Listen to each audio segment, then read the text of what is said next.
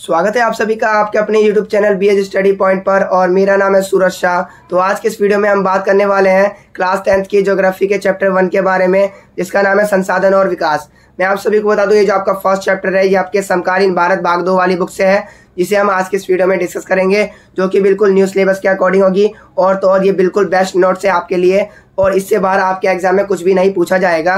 तो वीडियो काफ़ी ज़्यादा इंटरेस्टिंग होने वाली है। अगर आप मेरे चैनल पर नए आए हैं तो इसे जल्दी से सब्सक्राइब कर दीजिए। मेरे चैनल का नाम है BH स्टडी पॉइंट। तो आइए वीडियो को स्टार्ट करते हैं। तो जो आपका चैप्टर का नाम है संसाधन और विकास, तो इसमें हम समझेंगे ये संसाधन क्या होते हैं और इसका विकास किस प्रकार हो रहा है, इन सभी को हम डिस्कस करेंगे।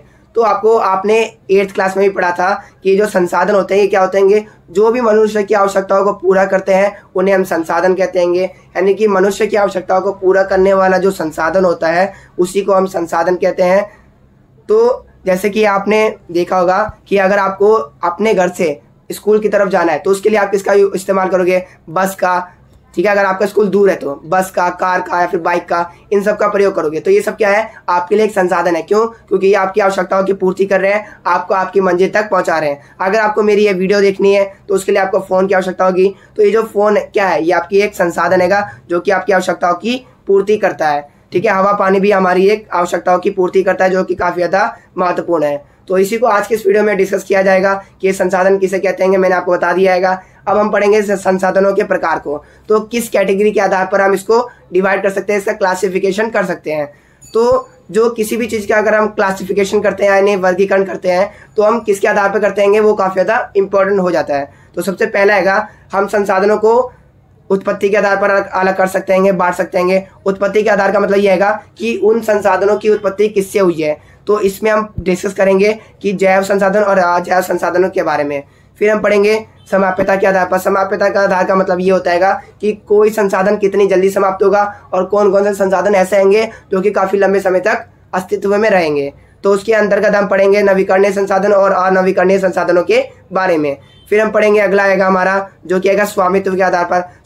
स्वामित्व का मतलब होता है अधिकार, जिस पर हमारा हक होता है। ठीक है, तो कुछ संसाधन ऐसे होते हैं जो कि निजी व्यक्तिगत अधिकार होते हैं, जिसपे हम हमारे प्राइवेट रिसोर्सेज होते हैं। ठीक है, कुछ संसाधन ऐसे, यहाँ पर सामूहिक लिख दीजिए आप। ठीक है, यहाँ पर गलती से मिसप्रिंट हो गया है, यहाँ पर आएगा सामूहिक। ठीक है, सामूहिक संसाधनों के बारे में डिस्कस करेंगे। फिर हम राष्ट्रीय संसाधनों के बारे में डिस्कस करेंगे कि कौन कौन से संसाधन ऐसे हैं जो कि राष्ट्रीय संसाधनों की संपत्ति यानी राष्ट्रीय यानी देश की संपत्ति है, और कौन कौन से संसाधन ऐसे हैं जो कि अंतर्राष्ट्रीय संस्थाओं की संपत्ति है, अंतर्राष्ट्रीय संस्थाओं की संसाधन है। फिर हम पढ़ेंगे विकास के आधार पर। तो विकास के आधार पर हम संसाधनों को 2 कैटेगरीज में डिवाइड कर सकते हैं। पहला हैगा हमारा संभाव्य संसाधन, यानी जिसकी संभावना हैगी कि हम इसका भविष्य में यूज कर सकते हैं, तो उन संसाधनों के बारे में डिस्कस करेंगे। दूसरा हैगा विकसित संसाधन, यानी जिसका विकास हो चुका है, जिसकी गुणवत्ता की जांच की जा चुकी है। तो इन सभी को हम डिस्कस करेंगे। ये सभी जो है आपके संसाधनों के प्रकार हैं। तो सबसे पहले देख लेते हैं हम संसाधनों के प्रकार के अंदर उत्पत्ति के आधार पर संसाधनों का वर्गीकरण। तो मैंने आपको बता रखा है कि उत्पत्ति के आधार पर, यानी कि इसका मतलब ये होता है कि ये कुछ संसाधन ऐसे होंगे जो कि जीवित जंतुओं से प्राप्त होते हैं, और कुछ संसाधन ऐसे होते हैं जो कि निर्जीव वस्तुओं से प्राप्त होते हैं। तो उन्हीं के आधार पर हम संसाधनों को 2 कैटेगरीज में डिवाइड कर सकते हैं। पहला है हमारा जैव संसाधन और दूसरा है हमारा अजैव संसाधन। तो ये जैव संसाधन किसे कहते हैं, तो जैव संसाधन जिसके नाम से पता चल रहा है जैव, यानी कि ये जीवित जीवों से प्राप्त होने वाला संसाधन है। जैसे अब हम जानते हैं पशुओं से हमें खाद प्राप्त होती है, बाल प्राप्त होते हैं, ठीक है, और तो मांस प्राप्त होते हैं, ठीक है, दूध दही ये सब चीज़ें प्राप्त होती है। वनस्पति से हमें औषधियाँ प्राप्त होती है और भी कई चीज़ें प्राप्त होती है, कागज। तो इसके आधार पर हम जो है जैव संसाधन के अंतर्गत ये आ जाते हैं जो कि हमें जीवित जीवों से प्राप्त होते हैं। फिर अजैव संसाधन, इसके नाम से पता चला है अजैव, यानी कि जो जीवित नहीं है, यानी कि इन संसाधनों की प्राप्ति हमें निर्जीव वस्तुओं से होती है, जैसे चट्टान, धातु है। ये कितनी ज़्यादा महत्वपूर्ण है, ये भी हमारे लिए एक संसाधन के रूप में कार्य करती है। आप जानते हैं धातु है, सोना चांदी लोहा, ये सभी क्या आएंगी, धातु आएंगी, जो कि काफ़ी ज़्यादा मूल्यवान धातु है, और तो इनका उपयोग काफ़ी ज़्यादा अधिक होता है। फिर जो हमारा नेक्स्ट रहेगा वो आएगा समाप्यता के आधार पर संसाधनों का वर्गीकरण। अब समाप्यता के आधार पर मैंने आपको बता रखा है, समाप्यता का मतलब ये होता है कि कौन कौन से संसाधन ऐसे हैं जिनका हम लंबे समय तक इस्तेमाल कर सकते हैं, जो कि कभी ना खत्म होने वाला संसाधन कौन कौन से हैं, और कौन कौन से संसाधन ऐसे हैं जो कि काफ़ी जल्दी खत्म हो जाएंगे। तो उसके आधार पर हम संसाधनों को दो कैटेगरीज में डिवाइड कर सकते हैं। पहला है हमारा नवीकरणीय संसाधन और दूसरा है हमारा अनवीकरणीय संसाधन। तो नवीकरणीय संसाधनों के अंतर्गत हम उन संसाधनों को रखेंगे जो कि काफी लंबे समय तक अस्तित्व में बने रहेंगे, जो कि काफी लंबे समय तक हमारे उपयोग में आएंगे।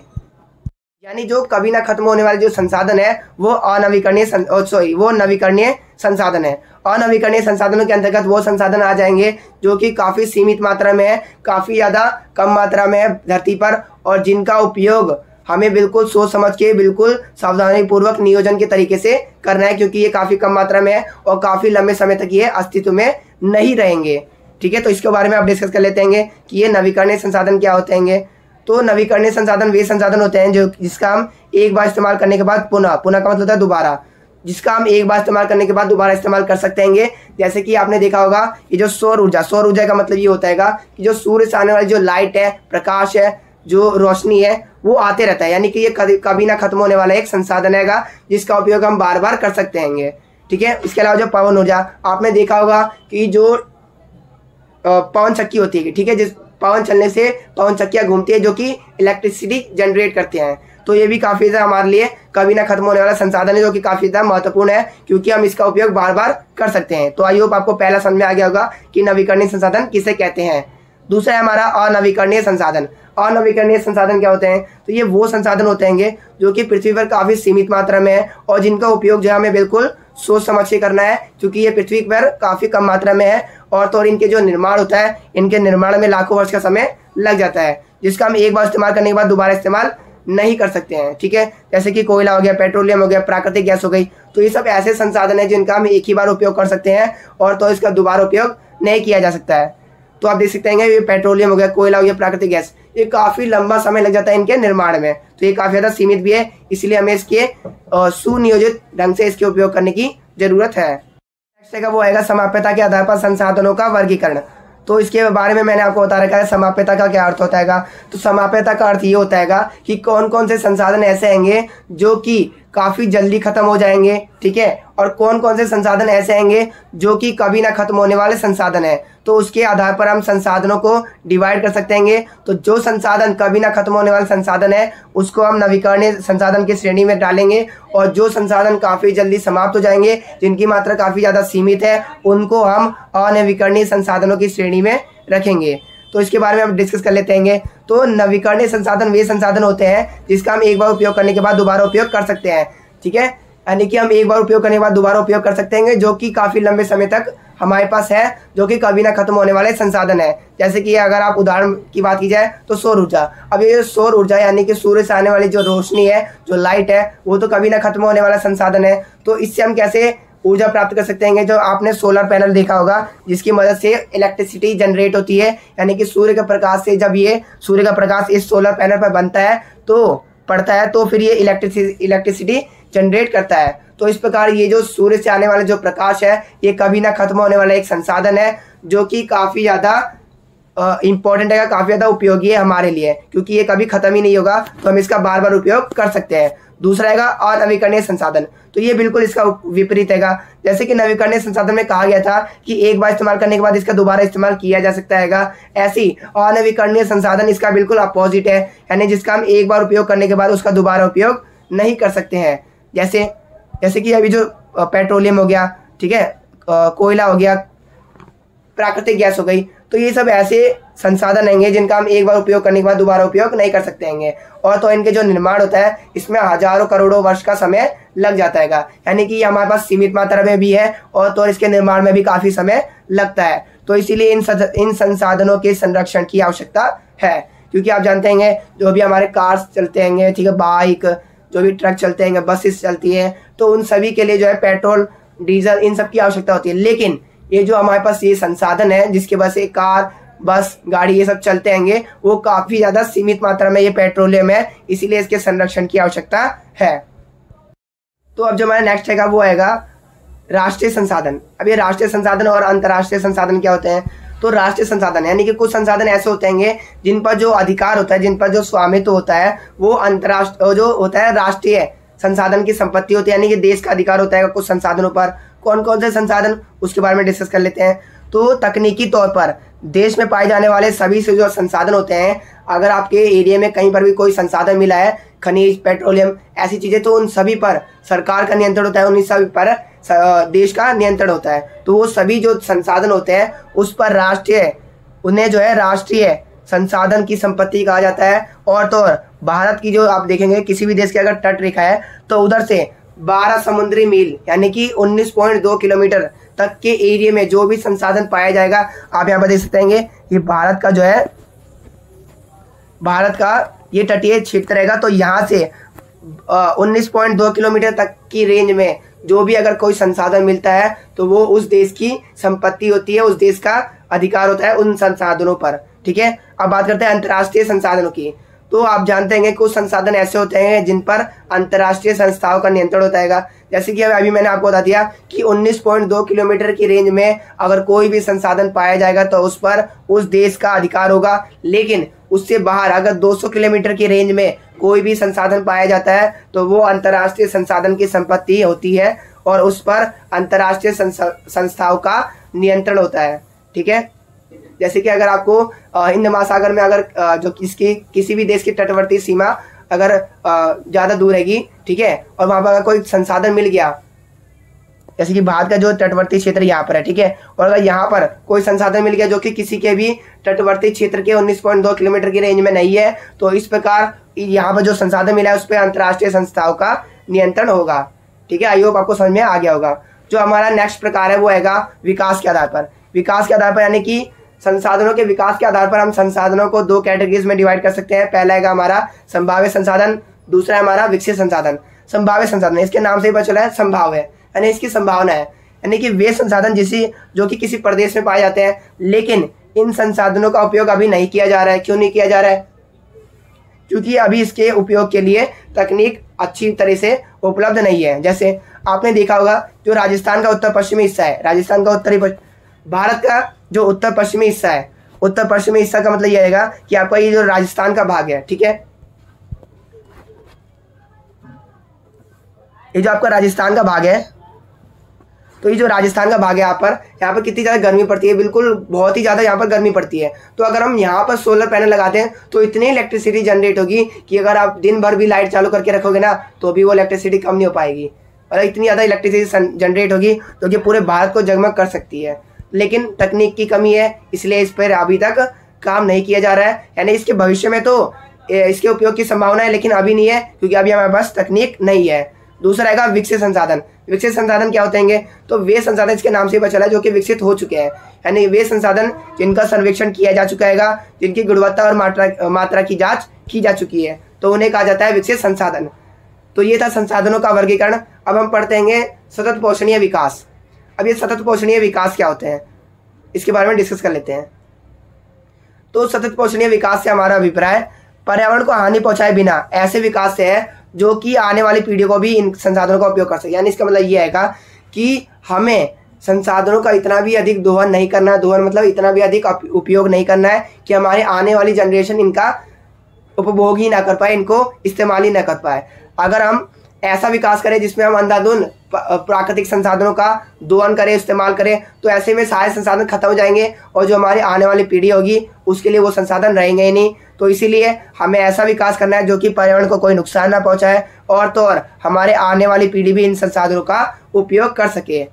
ठीक है, आई होप आपको समझ में आ गया होगा कि ये सतत पोषणीय विकास क्या है। काफ़ी ज़्यादा इंपॉर्टेंट है, जो मैं करा रहा हूँ काफ़ी ज़्यादा इंपॉर्टेंट ही है। अब हम बात करते हैं भारत में पाई जाने वाली मृदा के बारे में। मृदा मतलब होती है मिट्टी। ठीक है, आपको मृदा लिखा हुआ आएगा, मृदा का मतलब होता है मिट्टी। मिट्टी के बारे में बात करेंगे कि भारत में किस प्रकार की मिट्टी पाई जाती है, मृदाएं कितने प्रकार की होती है, उन सभी के बारे में हम डिस्कस करेंगे। तो सबसे पहले देखते हैं मृदाओं के प्रकार को। ठीक है, यानी मृदा जो होती है वो कितने प्रकार की होती है, यानी जो मिट्टी होती है वो कितने प्रकार की होती है। तो सबसे पहले है जलोढ़ मृदा। जलोढ़ मृदा क्या है उसके बारे में डिस्कस करेंगे। दूसरी है काली मृदा, तीसरी है लाल और पीली मृदा, चौथी है वन मृदा, पांचवी है लैटेराइट मृदा और छठी है मरुस्थलीय मृदा। इन सभी के बारे में हम एक एक करके डिस्कस करेंगे, तो वीडियो तो एंड तक जरूर देखिए। तो सबसे पहला है हमारा जलोढ़ मृदा। जलोढ़ मृदा क्या होती है? आप यहाँ पर जलोढ़ मृदा की चित्र भी देख सकते हैं, कितनी ज़्यादा ये उपजाऊ मृदा दिख रही है, काफ़ी ज़्यादा ये उपयोगी उपजाऊ मृदा है। अब ये जो जलोढ़ मृदा ये कहाँ पाई जाएगी, तो ये जो आपको ये कलर दिख रहा है आपको थोड़ा हल्का ग्रीन है, तो इन क्षेत्रों में ये पाई जाती है कि जिसमें आपका हरियाणा, पंजाब, उत्तर प्रदेश, बिहार, ठीक है, ये असम और ये राजस्थान, गुजरात का भी कुछ क्षेत्र इसके अंतर्गत आ जाता है। तो इन मृदा वाले क्षेत्रों में काफ़ी अच्छी खेती होती है कि अभी क्यों होती है कि इसके बारे में डिस्कस करेंगे। क्योंकि ये जो जलोढ़ मृदा होती है, जलोढ़ मृदा का मतलब ये होता है कि काफ़ी ज़्यादा उपयोगी मृदा होती है, काफ़ी ज़्यादा उपजाऊ मृदा होती है। यानी कि ये जो मृदा होती है ये भारत के विशाल क्षेत्र में फैली हुई है। आप इसका फैलाव देख सकते हैं कितना बड़ा इसका फैलाव है। और तो और ये जो जलोढ़ मृदा है इसमें पोटाश, फास्फोरस और चूना ये अधिक मात्रा में पाया जाता है। ठीक है, आपके कुछ तत्व होंगे, इनके नाम आपको याद रख लेने हैं। जो संपूर्ण उत्तरी मैदान है, आप जानते हैं ये जो एरिया कहलाता है ये उत्तरी मैदान कहलाता है। और ये पूरा जो उत्तरी मैदान है ये पूरा जलोढ़ मृदा से बना हुआ है। यानी कि यहाँ पर पूरी तरह से जलोढ़ मृदा पाई जाती है। क्यों पाई जाती है, क्योंकि आप जानते हैं यहाँ से जो है गंगा नदी बहती है, यमुना नदी बहती है, ठीक है, सोन, ये गंडक, ये सारी नदियाँ जो है यहीं पर आएगी, जिसकी वजह से यहाँ की जो मिट्टी होती है वो काफ़ी ज़्यादा उपजाऊ बन जाती है। और तो और ये जो जलोढ़ मृदा है ये गेहूं, चावल, दलहन की खेती के लिए काफ़ी ज़्यादा उपयोगी होती है। कि आपने भी देखा होगा कि जो उत्तर प्रदेश, बिहार, पंजाब, हरियाणा ये सभी जो है गेहूं और चावल की खेती के लिए काफ़ी ज़्यादा प्रसिद्ध राज्य है। यहाँ पर सबसे ज़्यादा गेहूं और चावल का उत्पादन किया जाता है। ठीक है, चावल का सबसे ज़्यादा उत्पादन किया जाता है पश्चिम बंगाल में।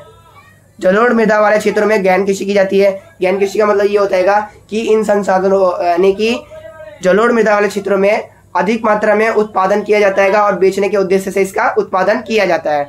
जलोढ़ मृदा जो है राजस्थान, गुजरात, बिहार, पश्चिम बंगाल और मध्य प्रदेश में पाई जाती है। ठीक है, इसके क्षेत्र अगर आपको ये सब याद करने की कोई जरूरत नहीं है। अगर आपने मैप एक बार देख लिया ना तो आप मैप में देख सकते हैं। अगर आपको भारत का मैप अच्छी तरह से याद होगा तो यहाँ पर आपको दिख रहा होगा, यहाँ पर आपको हरियाणा, पंजाब, उत्तर प्रदेश, बिहार, ठीक है, और ये आपका असम हो गया, और यहाँ पर राजस्थान और गुजरात का भी कुछ भाग हो गया। तो अगर आपको मैप याद है ना तो अगर आपको मैप याद है तो आप अपने आप ही लिख सकते होगे कि किन किन क्षेत्रों में ये पाई जाती है। और मैंने स्लाइड में ऐड नहीं किया है, ये जो जलोढ़ मृदा होती है ये दो प्रकार की होती है। कि पहले एक खादर और दूसरी होती है बांगर। ठीक है, आपने 9th क्लास में पढ़ा होगा। ये जो खादर मृदा होती है, खादर जलोढ़ मृदा होती है, ये काफ़ी ज़्यादा उपजाऊ होती है। कि ठीक है, काफ़ी ज़्यादा उपजाऊ होती है। जो बांगर होती है ये कम उपजाऊ होती है। ठीक है, ये जो खादर मृदा होती है कि ये बिल्कुल मुलायम होती है, कि जबकि ये जो होती है ये बिल्कुल कंकड़ पत्थर इसमें इंक्लूड होते हैं। तो आप इतना समझ लीजिए बस इसके बारे में। ठीक है, अब जो हमारा नेक्स्ट आएगा वो आएगा काली मृदा। काली मृदा को ब्लैक सॉइल भी कहते हैं, जिसका आप क्षेत्र देख सकते हैं। ये जो बिल्कुल काले रंग की आपको दिखाई दे रही होगी ये मिट्टी, ठीक है, तो इसे कहा जाता है काली मिट्टी। आप इसका क्षेत्र देखोगे तो आपको ये पता होना चाहिए कि ये जो है आपका महाराष्ट्र आ जाता है, इसमें मध्य प्रदेश आ जाता है, आपका गुजरात के कुछ भाग आ जाते हैं। इसके अलावा यहाँ पर आपको कर्नाटक का भी कुछ भाग आ जाता है जिसमें काली मृदा पाई जाती है। अब इसके बारे में जान लेते हैं कि काली मृदा क्या है, इसके उपयोग क्या क्या है। तो ये जो काली मृदा है इसका जो निर्माण होता है वो लावा से होता है। ठीक है, जब लावा निकलता है जब वो ठंडा हो जाता है, फिर जब वो मिट्टी का रूप ले लेता है, जब उस पर पानी वानी गिरता है तो इस प्रकार वो काला बन जाता है और काली मृदा का निर्माण हो जाता है। ये जो काली मृदा होती है काफ़ी ज़्यादा उपयोगी होती है कि कपास की खेती के लिए। इसके अलावा ये जो काली मृदा है इसे रेगर मृदा भी कहा जाता है, इसे कपास मृदा भी कहा जाता है। ये 1 नंबर में हमेशा पूछा जाता है कि रेगर मृदा या फिर कपास मृदा किसे कहा जाता है, तो आपका आंसर होगा काली मृदा को ही कहा जाता है। अधिकतर मृदाओं में अधिकतर काली मृदाओं में पोटास, मैग्नीशियम और चूना प्रचुर मात्रा में पाया जाता है। उच्च तापमान के कारण इसमें ह्यूमस और फास्फोरस की मात्रा कम पाई जाती है।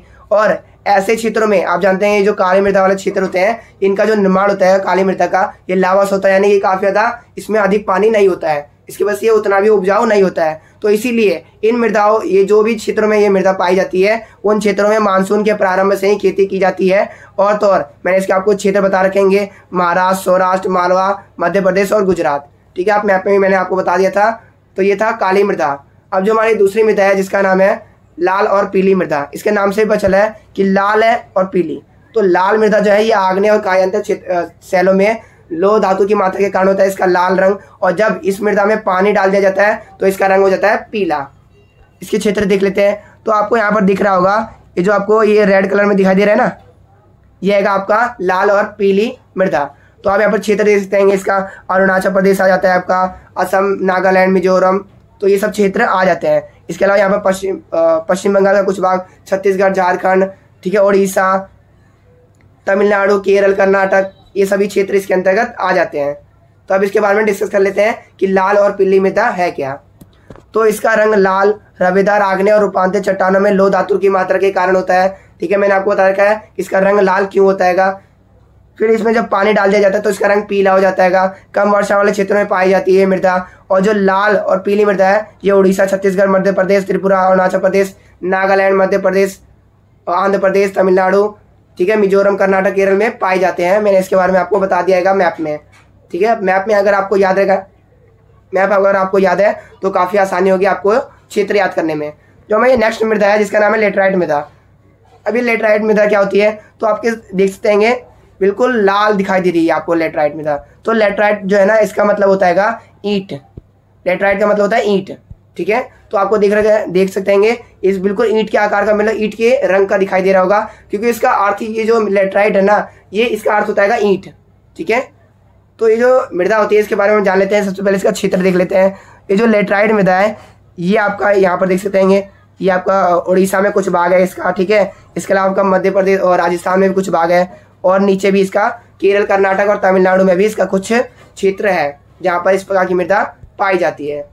अब लेटराइट मृदा के बारे में जान लेते हैं। ये जो लेटराइट मृदा है इसका जो विकास होता है, यानी कि जो विकास होता है इसका, ये अधिक तापमान और अधिक वर्षा वाले क्षेत्रों में होता है। इन मृदाओं में अधिक मात्रा में खाद और उर्वरक मिला के खेती की जा सकती है क्योंकि इसमें काफ़ी उतना भी उपजाऊ नहीं होता है। सबसे ज़्यादा जो उपजाऊ मृदा होती है वो जलोढ़ मृदा होती है। आपसे एग्जाम में पूछा जा सकता है कि सबसे उपजाऊ मृदा कौन सी है, तो आंसर आएगा जलोढ़ मृदा। केरल, कर्नाटक और तमिलनाडु में लेटराइट मृदा कपास और कॉफ़ी की खेती के लिए काफ़ी ज़्यादा उपयोगी होती है। इसके अलावा केरल, आंध्र प्रदेश और तमिलनाडु में लेटराइट मृदा काजू की खेती के लिए उपयोगी होती है। इसके क्षेत्र के बारे में मैंने आपको बता ही रखा है। तमिलनाडु, आंध्र प्रदेश, कर्नाटक, उड़ीसा, मध्य प्रदेश इसके क्षेत्र हो जाएंगे जिन क्षेत्रों में ये पाई जाती है। अब जो हमारी नेक्स्ट मृदा है जिसका नाम है मरुस्थलीय मृदा।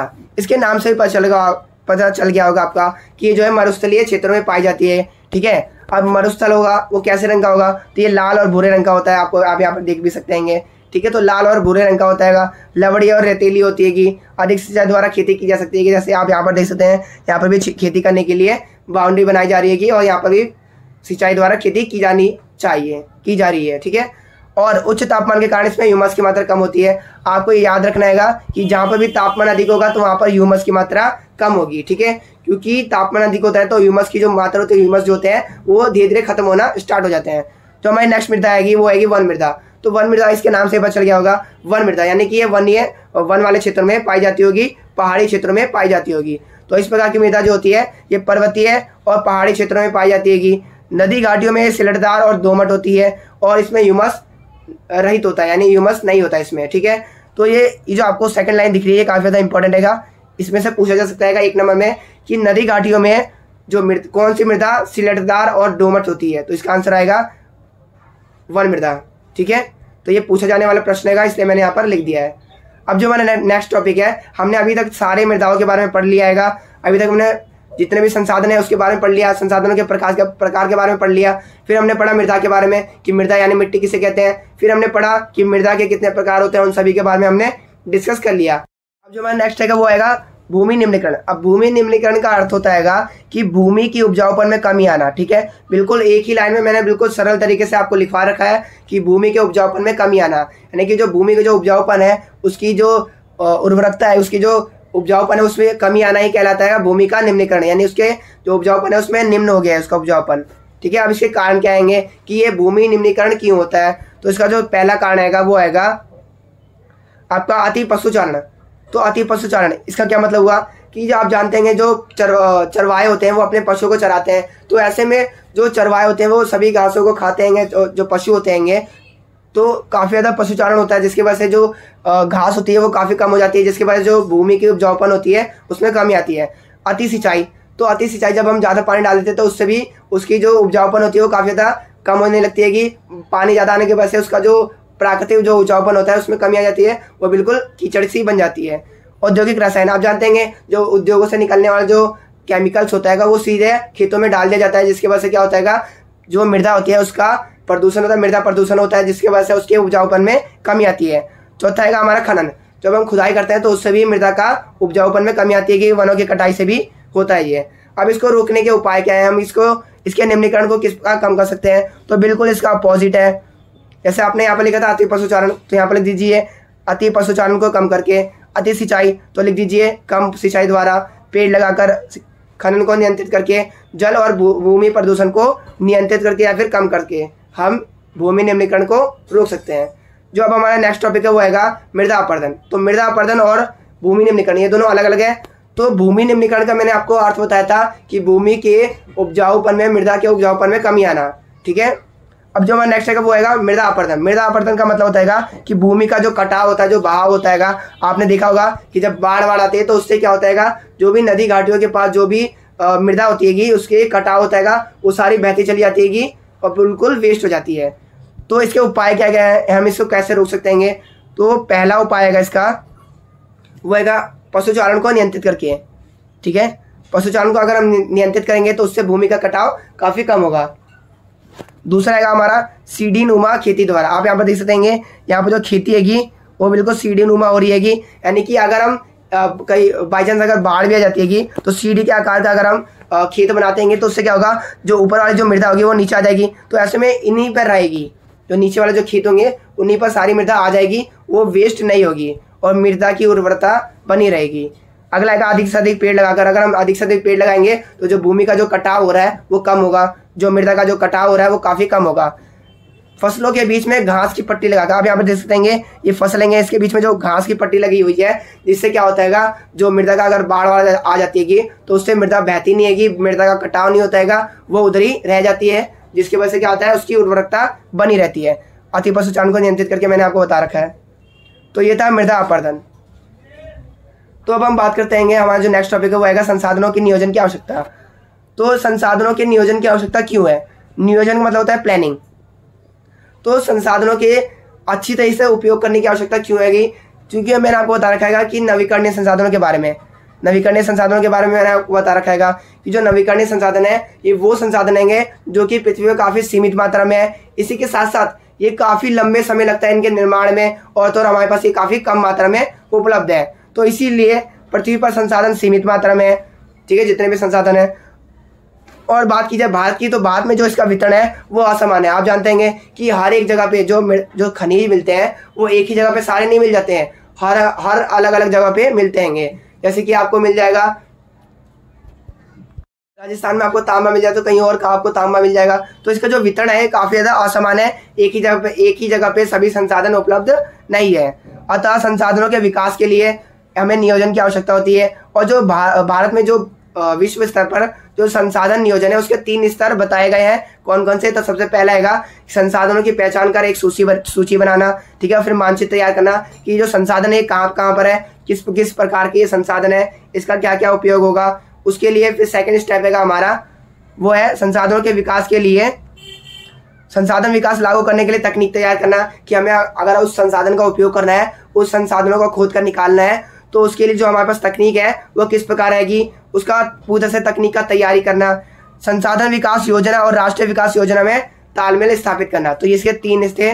तो ये काफ़ी ज़्यादा इंपॉर्टेंट है, ये हर साल पूछा जाने वाला प्रश्न है, इसको नोट डाउन कर लीजिए, बिल्कुल ईजी लैंग्वेज में यहाँ पर लिखवा रखा है। तो आई होप आपको वीडियो पसंद आई हो। अगर आपको वीडियो पसंद आई हो तो इसे लाइक, शेयर एंड कमेंट जरूर कीजिए। चैनल पर नए आए हैं तो इसे जल्दी से सब्सक्राइब कर दीजिए ताकि आपको ऐसी वीडियोस और भी मिलते रहे। तो thanks for watching this video.